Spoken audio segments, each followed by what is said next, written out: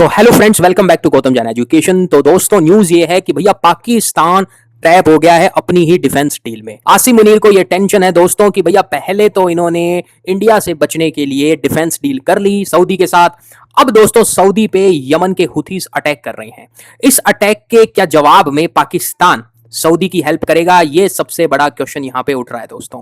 पाकिस्तान क्या यहां पे सऊदी की मदद करेगा? क्योंकि देखो दोस्तों, जब से स्ट्रेट ऑफ हॉर्मुज क्राइसिस हुआ है, ईरान ने तो अपने पड़ोसियों को बख्शा है नहीं। इनडिस्क्रिमिनेट तरीके से कुवैत हो, बहरीन हो, कतर हो, सऊदी हो, यूएई हो, जहां भी यूएस बेसिस हैं दोस्तों, वहां पे अटैक ईरान ने किया है। तो पाकिस्तान ने क्या मदद की अगेंस्ट द ईरान? एक तो वो इस्लामिक ब्रदरहुड की बात करता है, दूसरा यहां पे सऊदी के साथ डिफेंस डील भी कर रहा है। बेसिकली ये डिफेंस डील दोस्तों इजराइल के अगेंस्ट है, लेकिन क्या पाकिस्तान सऊदी की मदद करेगा? पाकिस्तान का इंडिया के साथ अगर किसी प्रकार का कोई वॉर होता है तो क्या सऊदी दोस्तों पाकिस्तान की मदद करेगा? आज हम इस लेक्चर वीडियो में यही डिस्कस करने वाले हैं। So Pakistan faces a strategic dilemma. Pakistan fears being drag into the expanding US Iran conflict. US Iran conflict दोस्तों बढ़ता ही जा रहा है। हॉर्मुज में हर कोई अपने आप को चौधरी समझ रहा है। यूनाइटेड स्टेट ऑफ अमेरिका कहता है कि भाई मेरी बात चाहत है, स्टेट ऑफ हॉर्मुज में जो भी शिप्स क्रॉस करेगी वो टोल वसूल यहां पे यूएसए करेगा। ईरान कह रहा है कि ये हमारा स्ट्रेटेजिक चौक पॉइंट है, हम करेंगे। तो यहां पे जो कॉन्फ्लिक्ट है दोस्तों वो बढ़ती ही जा रही है। इसके साथ साथ कॉन्फ्लिक्ट हॉर्मुज में ना रह करके ये कॉन्फ्लिक्ट दोस्तों एक्सपेंड भी कर रही है। यहां से ये दोस्तों यहां पे यमन से सऊदी पे अटैक हो रहा है। पाकिस्तान ने सऊदी के साथ 2025 में ये डिफेंस एग्रीमेंट साइन करते हैं। ऑपरेशन सिंदूर में ठुकाई के बाद पाकिस्तान दोस्तों यहां पे सऊदी के साथ डिफेंस डील कर लेता है। Islamabad trying to balance diplomacy and military commitment, the crisis could reshape Middle East security dynamics. अब यहां पे आपके क्वेश्चन होंगे कि सर हुथीज कौन है? दोस्तों जो हुथीज है ना, ये आर्म्ड पॉलिटिकल मिलिटेंट ग्रुप है नदर्न यमन में।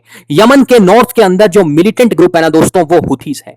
ये यहां की जो यमन की सरकार है उसके अगेंस्ट में है। The group is fighting against Yemen's internationally recognized government in a long running civil war.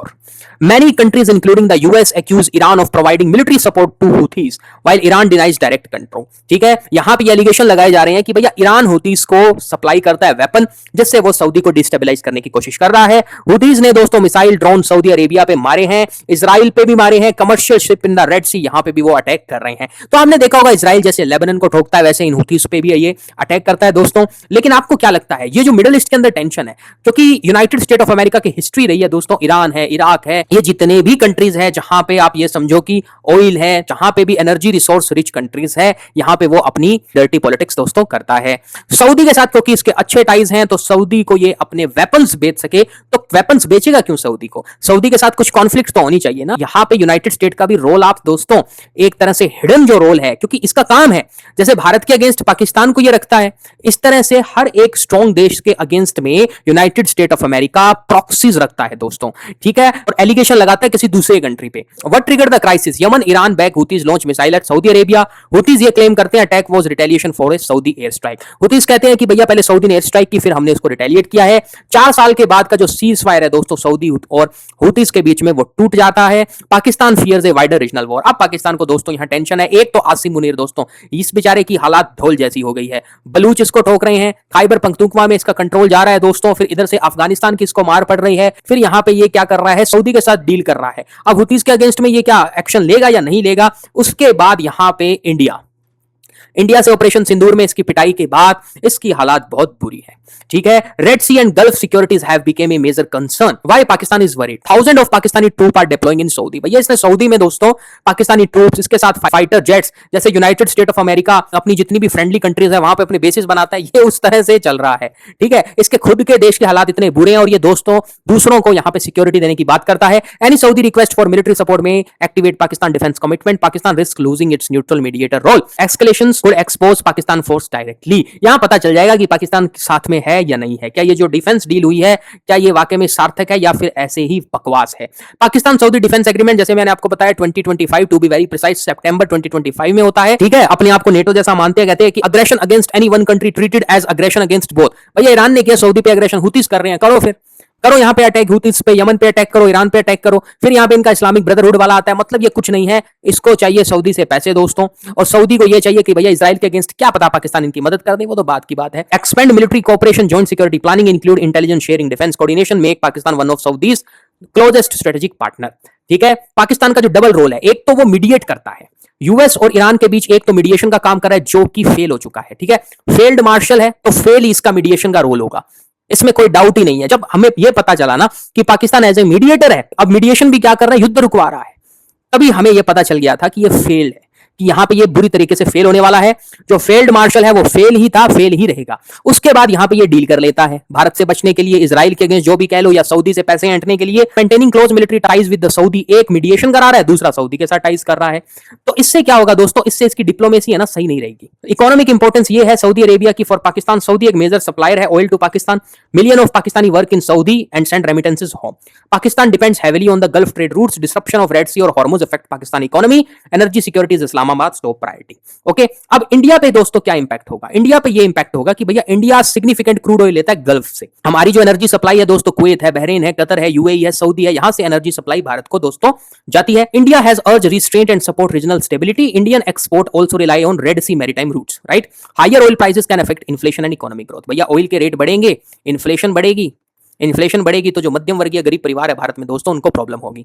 India और सऊदी के रिलेशन दोस्तों बहुत अच्छे हैं। कभी भी ऐसा नहीं होगा अगर भारत कोई मिलिट्री एक्शन लेता है अगेंस्ट टेररिस्तान पाकिस्तान, कभी भी दोस्तों ऐसा नहीं होगा कि सऊदी भारत के अगेंस्ट जाएगा, ठीक है।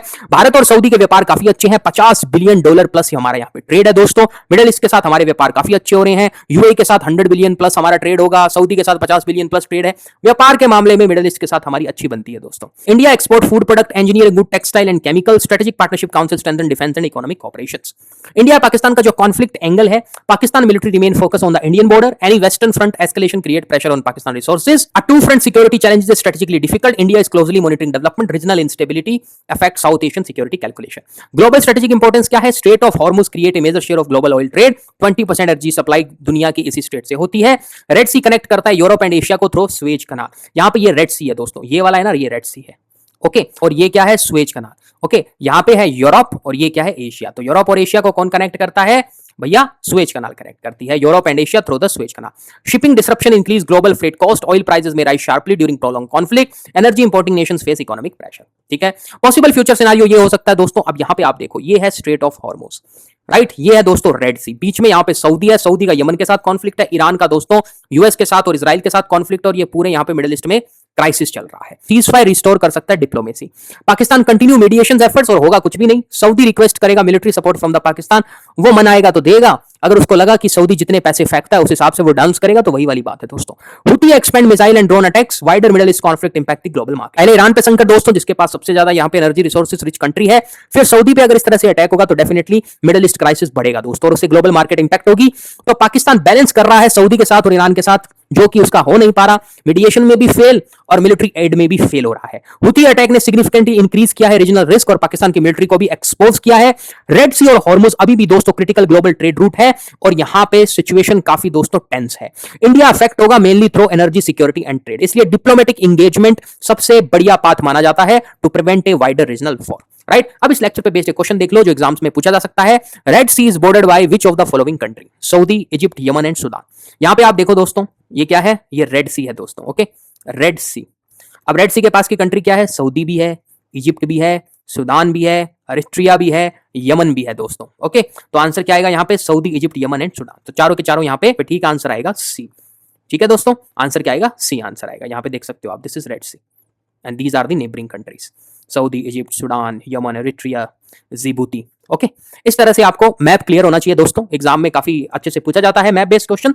सो this is all about the lecture guys, where we have discuss कि भैया पाकिस्तान को क्या टेंशन है। पाकिस्तान को टेंशन ये है कि इसने दोस्तों हवाबाजी में डिफेंस डील तो कर ली, मीडिएशन का रोल भी हवाबाजी में किया, दोनों ही फेल हो चुके हैं, क्योंकि डेजिग्नेशन फील्ड मार्शल की है, रोल तो मीडिएशन का और डिफेंस डील का फेल होना ही था। So thank you so much for watching this lecture guys, I hope I have explained the topic well. For more such kind of informative videos please do subscribe to my YouTube channel. Thank you so much. जय हिंद, जय Bharat and operation Sindoor continues.